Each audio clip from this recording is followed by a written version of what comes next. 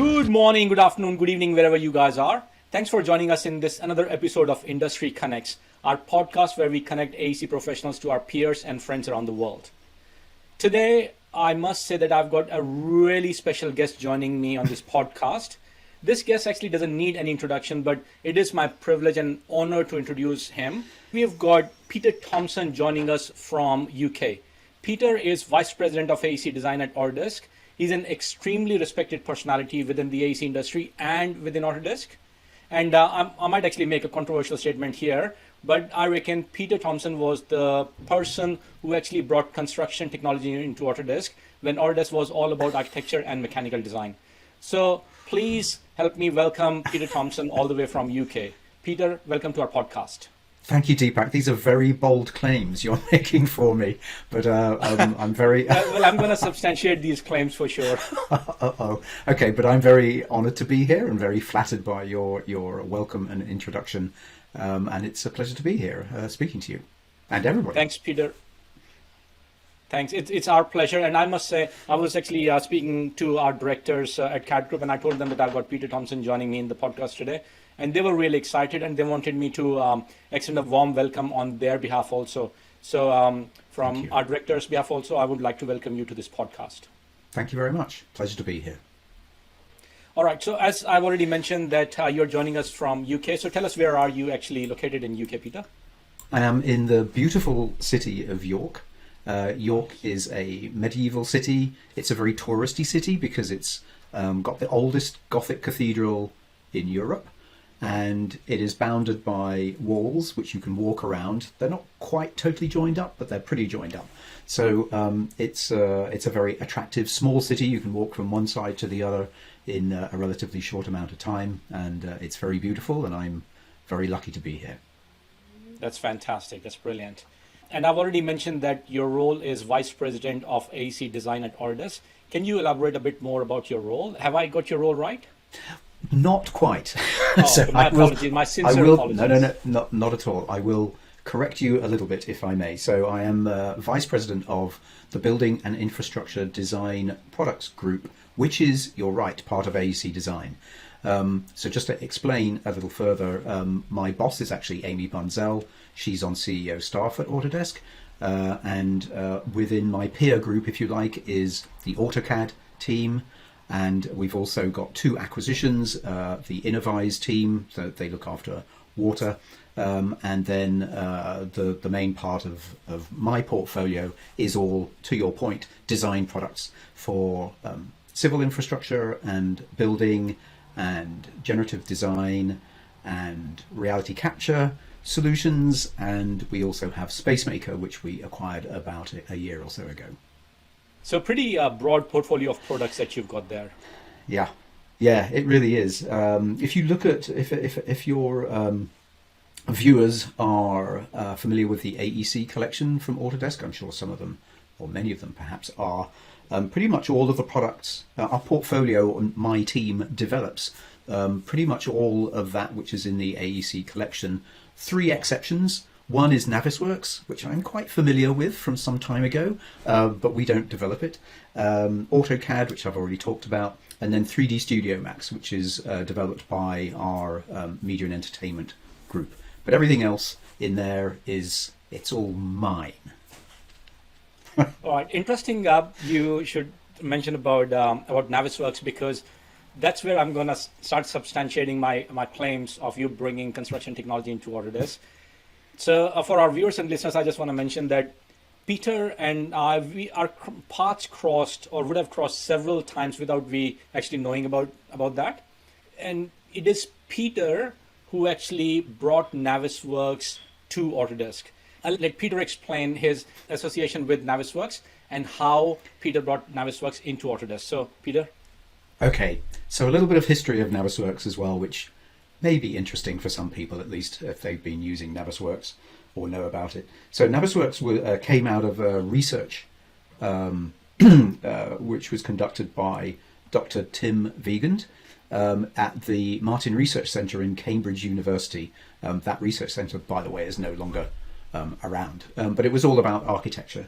And the Martin Research Centre was approached, I think, by Lang O'Rourke, who were working on Terminal 3. I may be doing a little bit of revisionist history here, but it's something like that.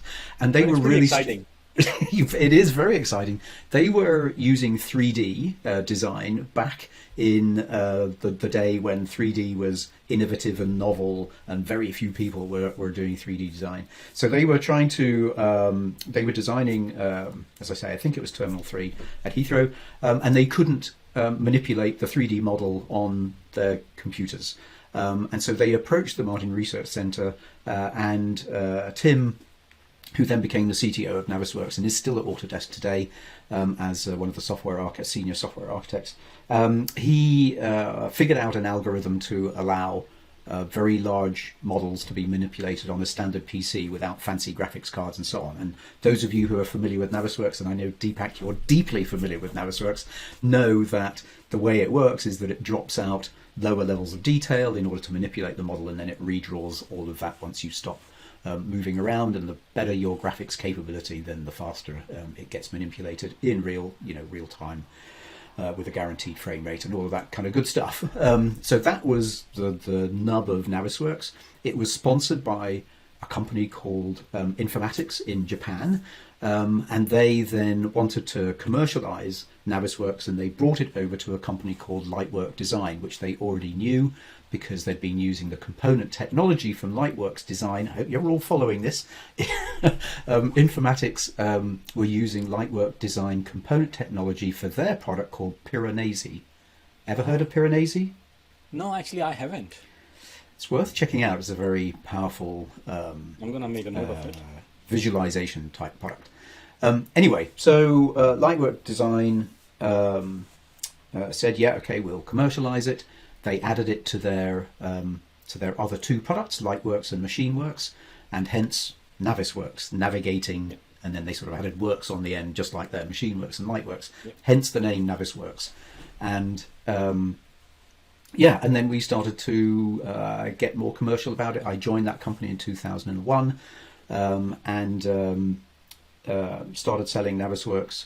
Set up in the US with Jonathan Whitney, who superstar, has been in the AC industry for a while.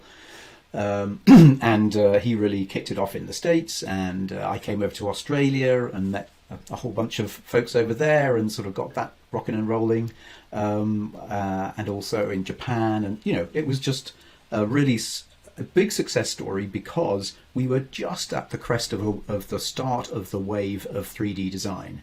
So we were struggling because it was like 5% maybe of projects were designed in 3D, and Navisworks is only, or at that time was only 3D really.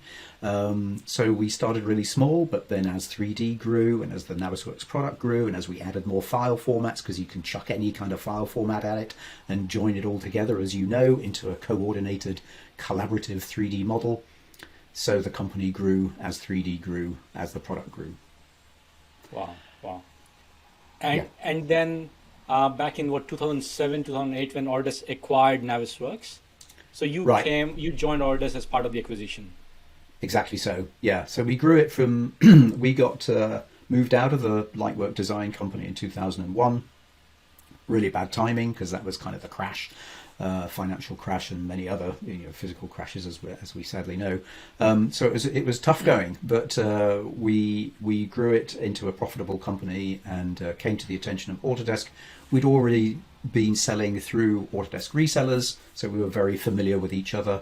You're right. Mid 2007, they acquired the company, and I joined to look after the integration of Navisworks for a while before I moved on to different things in Autodesk after about a year or so.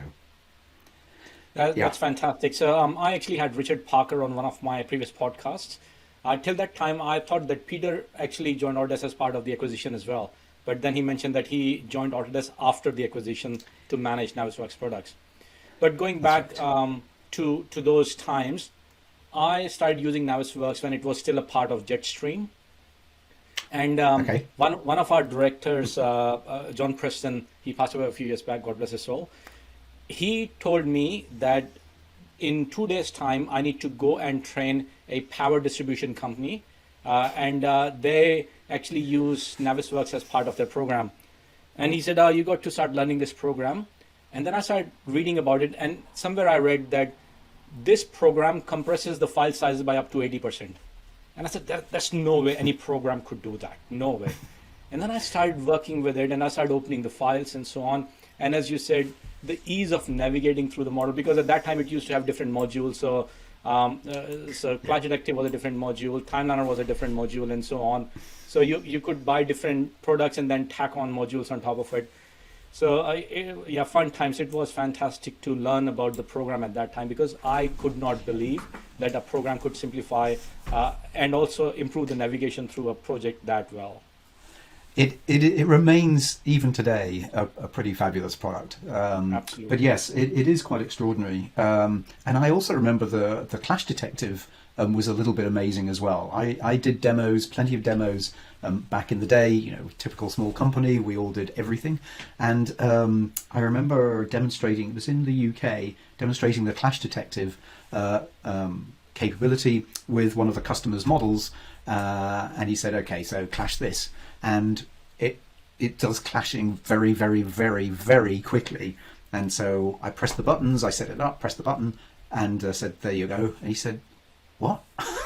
You can't, there's no way you could have done those clashes in that time. And so I showed him, and he was amazed. So there was it was stunning to be able to show both how it combined things really easily, then how you could manipulate it and walk through it in real time, as you say, and also the clash capability, and then the visualization and timeliner and things like that followed. Yeah, great, super product, super times. Absolutely, super times. So we went straight into Navisworks. I thought I'll probably keep it for a little later, but I'm glad that we actually got straight into Navisworks. So talking about UK, you guys came out of lockdown recently, didn't you? We're kind of out of lockdown. I think we've maybe gone too far out of lockdown too fast, to be fair, because we are kind of out of lockdown, but also the case numbers are now rising again. So there's talk about the potential for restarting at least some of the, I don't know about lockdown measures, but more insistence on masks and social distancing again, and vaccination's been pretty good, but is by no means universal.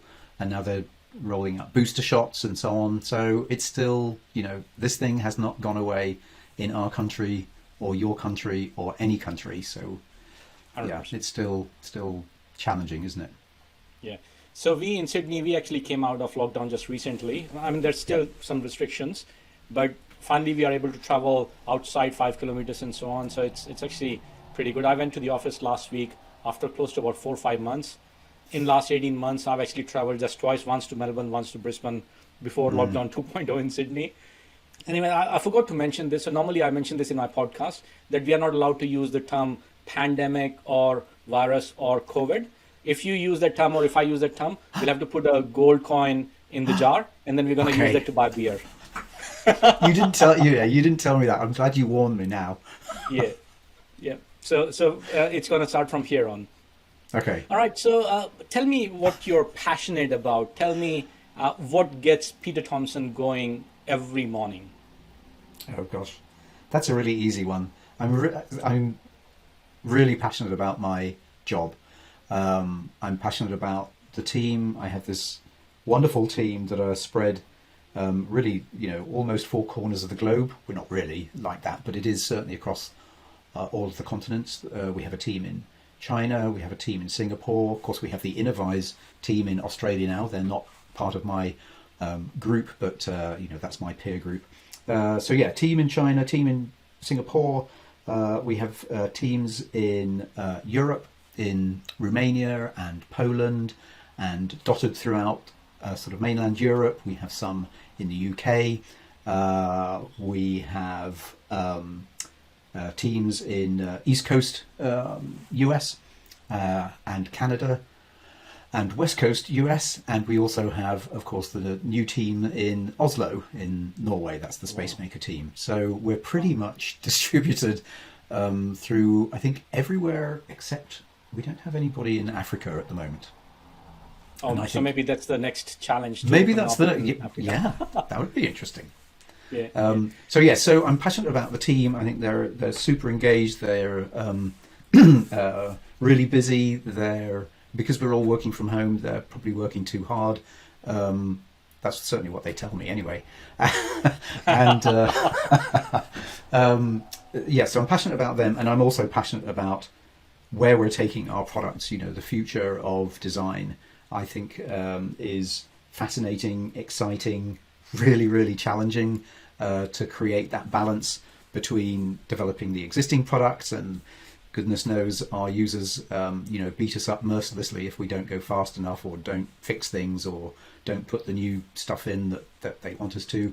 But we also have to then balance that against creating the future of design, and so we're very, very passionate about that move to the cloud and move to data flows instead of file format, pain and suffering that people go through every single day, every single working day. So yeah, I'm passionate about that in terms of the work life, and work is, I think, a big part of most of our lives. Yeah, we're going to definitely talk about the future later on in this podcast. So I'll have to be careful what I say then. No, that's all right. So as you mentioned, you're passionate about what you do, and it actually shows. I remember going back quite a few years before AU, we used to have the MEP and Fabricators conference on Monday before AU. Yes. And you spoke at one of the keynotes at one of the conferences, and at that time I didn't know you that well, and you were on the stage, and the passion with which you were talking about this, I thought maybe this person knows what they're talking about. So yeah, that definitely shows in your presentations and all. I don't know if you do too many presentations anymore these days, though. I don't do enough presentations. I actually love doing presentations. But the virtual presentations we've been doing have really been pushed from the States. So it's been very difficult for people outside of the States, and of course we can't travel to the States at the moment. So yeah, we haven't had that much opportunity, or I haven't had that much opportunity to do any of the sort of the AU presentations and things like that. But I do actually like standing up on stage and presenting, and I thank you so much for that feedback. If the passion comes across, I think that's half the thing, isn't it, of standing up and presenting, 100%. as indeed you do a lot of as well, of course, Deepak, really, really well. So yeah. Thank you. So that's about passion about work. So let's talk about Peter Thompson as an individual, as a family man. So what are you passionate about in your personal life? What kind of vacations do you like to take? And what is the next destination you want to go on your vacation? Okay, so obviously I'm passionate about my family as well. I have 2 boys and a wife. One of my boys, I say boys, they're of course men now because I'm so old. But they'll always be boys for you. And one of them works at Autodesk, actually, in Sheffield, and he's a senior web developer in the construction team. And the other one is a full stack web developer as well. So they don't take after me because I don't develop at all. The last time I touched any kind of computer programming, it was Fortran. And people will be saying, "What the hell is Fortran?" Some of your viewers, very old. So I'm passionate about them. And then in terms of hobbies, I play music. I've been playing music ever since I was a little kid. Took up the piano. I played the trombone, classically trained, and then I moved on to playing in rock bands. Keyboards and singing, and so I have a great love of music, both playing and also listening to loud, heavy rock and progressive rock music. That's mainly what I listen to, but I also love classical music and jazz and pop, and I have very eclectic tastes. But yes, music is definitely a passion. What else? Reading, big science fiction fan. I like crime and thrillers and fiction in general, but science fiction, big fan of that. And then I also engage in the Netflix and Amazon Prime, watching things like The Expanse, which I absolutely love. If you're into science fiction and you haven't watched The Expanse, go and watch it. It's absolutely marvelous, and I can't wait for the next and final season of The Expanse. So it's a big recommendation. That's my tip. No, it isn't my tip, but it's a tip. Go watch The Expanse. It really is. It really is super. What else? Oh, vacations you asked about. Oh, I'll touch on gardening. So I do gardening, but I do it to what I would call a minimum viable product level, MVP, strictly MVP. But you can't get away from the garden if you've got one. Otherwise, it's a jungle, isn't it? Vacations. So we love vacations. We used to love vacations when there was such a thing. So we do like traveling. We like sort of doing things as opposed to lying on a beach. We like to do, get out and about and be sort of, good tourists, go on excursions, go see things. We like cruising to an extent, road trips and so on. So we like all of that kind of stuff. For me, the next trip is to California, just about to book that for January, but that's not vacation. That is my first business trip for 2 years. That's not going to be counted. Okay, no, but I'm just saying, just in case anybody, well, nobody's really interested in my work trips. To be fair, I think next year our vacation is probably going to be in the UK, which sounds, because we've been in the UK for the past 2 years, but we haven't really done enough of the UK. Our holidays have always been abroad for the past, I can't remember how many years. And actually, as many Brits are rediscovering, the UK is actually a pretty wonderful place to go to, up to Scotland and Wales and Northern Ireland and Ireland as a whole. I'm aware Ireland is not in the UK, by the way, just in case there's any Irish listeners. But our islands are just a wonderful place to take a holiday. That's awesome. That's fantastic. Interesting. You mentioned about music and gardening. Gardening, yes. Looking at you, I can say, all right, maybe Peter is into gardening, but I wouldn't have even thought about you would be in that hard metal music and that kind of stuff. But well, I just made some notes. I came to know something new about you today. Well, I used to have hair, and when I had hair and it was long, I looked more the part than I do now, perhaps. That's interesting. But, yeah, my son, I've got an 11-year-old son. He started playing drums at school. So last year, I said, "What do you want for your birthday?" And he said, "I need the electronic drum kit." So last year, I bought him electronic drum kit for his birthday present. And this year, he actually turned 11 last week. I said, "What do you want for your birthday?" And he said, "I need a speaker that I could plug the electronic drum kit into." I said, "Okay." So I went to a music store and I said, "I need a speaker for this." And the guy says, "You sure you want this?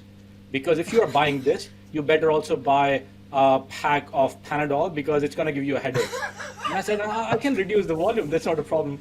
But this afternoon he was playing drums and I could actually his words were ringing in my ear that there is no way I can get away. So he played, although the music is really low, but still you could hear it all around the house. What about headphones? I mean, if it's an electronic drum kit, the whole point is you can play it through headphones, right?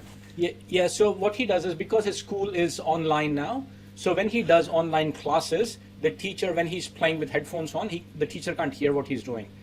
So that's why he thought, it'll be good if I have got a speaker to go with it as well. Interesting. And I reckon I'm going to regret that for sure. I think you will. I think you are, by the sound of it. Yeah. Yes. Well, I played key. Well, the trombone, of course, is a fairly loud instrument, but my dad also played the piano, and my brother, one of my brothers, is a drummer as well. He still plays in bands, and then my other brother played the guitar. So actually, we had a complete band in our family. Exactly. Yeah. So it was great. So you actually could make a family band and then go out and play as a family band. We could have done, but we didn't. We did. No, we didn't. Our musical tastes, well, my dad's musical taste and our musical taste, me and my brothers, were very different. There was a bit of a gulf between us. And interestingly, my musical tastes are not that dissimilar from both of my sons' musical tastes. So I think that generation gap in terms of music is a lot different compared to that to my dad and me. That's fantastic. Yeah. So we're going to change the pace a bit, and we'll talk a little bit more about your work and the passion about your work. So we started talking about this, that obviously design products are your passion, and it is your responsibility to make sure that all this in terms of the design products is following the direction that the customers want. So in your role, how do you ensure that you can make most people happy when it comes to including new features? I know we can't make everyone happy, but in your role, how do you make most people happy when it comes to including new features and technologies and so on? Well, let me deal with the first question in terms of what we do with our current products, and it is a challenge. And I think people that say it a lot better than me are our product managers, and if you haven't already, not necessarily you Deepak, but you all audience folks, if you haven't already, you can see the product managers from Autodesk and from my team on YouTube channels, and you can also go and have a look at Autodesk University, all of those for free. All of those sessions are recorded and available now from the last AU 2021 sessions just a few weeks back. And our product managers, my product managers, are very open and honest and transparent, and they answer some pretty tough questions in the best way that they possibly can. And they will talk about the balancing act that we have to achieve between doing stuff under the hood and all of, Revit is a 20-year plus product. It has millions of lines of code. It's very complex because of its parameterized engine, so to speak. And things are so connected that if you start messing with it, it can pretty quickly fall apart. Yep. So fixing things that were created multiple years ago takes a long time, is complicated, and sucks up a lot of development resources just to keep the thing going and improved in terms of what is existing today, as opposed to new features. And actually, some of the stories that we've been hearing over the past year or two is, don't put in lots of new features. I don't want lots of new features. Actually, what I want you to do is fix the damn thing so that glitch, 100%. That bug, that problem, that workflow that has been bugging me for years, I want you to fix that as opposed to putting in new stuff. So yep. We spend a lot of time and effort on doing that. We pick up ideas from the ideas forum, and that's publicly available. There's thousands of ideas on there. We don't have thousands of people in my team, so it's kind of difficult to, to put that through the filter mechanism and get back to everybody. But we definitely take those ideas in, and when we come up with our new releases, you'll see that we say this was, like the top 5 ideas have been responded to and developed and fixed, or new features, or whatever it happens to be. But actually, the focus is on. At the moment, very much fit and finish, and making sure that Revit and the other products in the portfolio, Civil 3D and Advanced Steel and so on and so forth, are all just getting better at what they currently do, as opposed to doing new stuff. Correct. So that's a lot of what we do. In terms of listening to customers, we do a lot of that as well. So we have a whole variety of ways that we connect with customers. We have some customers coming into our sprint reviews, so they literally become kind of part of the development team and give us very direct, very honest and open feedback on how we're doing, and they will test it and they will use it, and we will use that feedback in order to improve or change our approach. We also have inside the factory events. They used to be held in our offices pre the thing I'm not allowed to mention, and now are run virtually. And we will be getting back to doing those in our offices. There's nothing like that direct face-to-face connection. And that's where we invite people in to test the latest release and really give it a good going over so that we can, again, use that to improve. We have the forums. Yes, we do read everything that goes on there. We really do. We have a community manager for Revit, and we're Yes. adding more community managers over the course of time into other areas of our portfolio. We also have our research team. We have a platform that anybody can sign up to get beta releases and to get involved in the research aspects. So before we've even started to do things, we do research as to what features are needed, or what an idea, how we can bring that to reality. So there's a whole host of very open channels for how we connect with our user base. And we love that feedback. We cannot exist without the feedback and that interaction, despite rumours to the contrary that we never listen to our customers. I can promise you that we listen a lot, we hear a lot, and we react to it as best we can in as balanced a way as we can for the greater good of the majority of the users. We can't satisfy everybody. 100%. That is for sure. 100%. Yeah. Interesting you should say that, because I had Gernot as one of the guests in one of my previous podcasts with Philippe. And he mentioned the same thing. He said, if your customers want to speak to us, I'm more than happy to have direct meetings with them. That's what even Richard Parker mentioned, that if we go and meet customers on a regular basis, listen to them. So that idea out there that Tardis doesn't listen to the customers, that's not true. We always, and obviously with limited resources, we can't go and meet everyone. And that's why we try to organize online meetings. Most of the product managers that I know of, they mentioned this as well. And talking about the community manager, that again is one of a really good initiative that Tardis took a few years back. One of my really good friends, Kimberly Yes. Pullman, she joined the Revit community manager group. Yeah, so that's again. Yes, she's in my team. She's in your team? Oh, yeah, fantastic. I'm hoping to get her on one of the podcasts next year. So let's see how it goes. That'd be great. Yeah. So these are certain steps that are really necessary, because the community needs to understand that, yes, they can be more involved. This is what I tell the customers as well, that yes, if you have a problem and if you want a feature to be added, go to these idea stations. Those idea stations are meant for you to put in your ideas. And if your colleagues want to have that feature in the program as well, go and get them to go and vote for that idea, because that's really important as well. So it goes higher up in the list. That's absolutely true. I think the frustration comes when lots and lots of people vote for ideas and then we don't get around to doing it.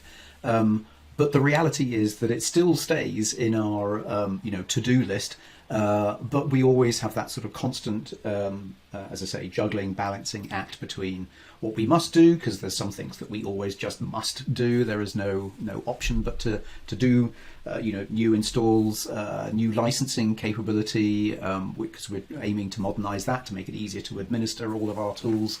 So there's all sorts of things that we have to do, and then prioritizing what's even possible. Some of the things in an old code base are very, very difficult to do, which is when we start to think about the future. Yeah, exactly. And this is what Gernot was trying to explain in one of the podcasts, where he said, you might think that it's just a little thing, but to get that done, there could be hundreds of lines of codes that need to be written. And as you said, programs like Revit that are actually pretty old products, to do something in them could break other things. So they got to be really careful about that. Yeah, it always sounds like an excuse when we say it, but it is true. And yeah, I don't know. I always sound so defensive when I go through this kind of discussion, and I know, we understand completely the frustration that we inflict, but we also know that our tools are used every single day to just great effect, and we're very proud to be able to serve our user base. We genuinely are. 100%. And I reckon a lot of people out there also appreciates what you guys do. So there's no denying that fact. All right. It's amazing how the time flies when you're having fun. I didn't even realize that we are almost out of time.